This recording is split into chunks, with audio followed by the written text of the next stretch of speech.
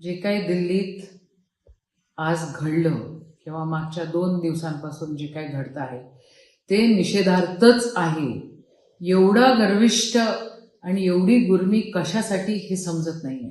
लोकशाही आहे.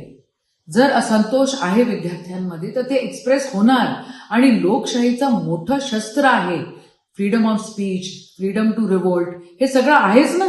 मग कशासाठी तुम्ही फक्त दादागिरी करताय? ऐकून तर घ्या. ज्या वेळेला अण्णा हजारे साहेब उपोषणाला बसले होते त्यावेळेला खुद्द मनमोहन सिंग साहेब तिथं जाऊन त्यांचं उपोषण सोडलं होतं. आदरणीय सोनियाजी त्या ठिकाणी होत्या.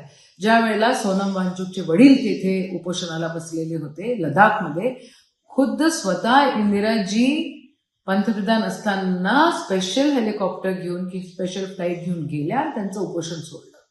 अरे पोरांचं जर तुम्ही ऐकणार नाही, विद्यार्थ्यांचं जर तुम्हाला काहीच काळजी नाही आणि तुम्हाला जर स्वतःच्याच मनाने सगळं करायचं असेल तर मग ह्या देशाचं भवितव्य एकदम अंधारात आहे असंच म्हणावं लागेल.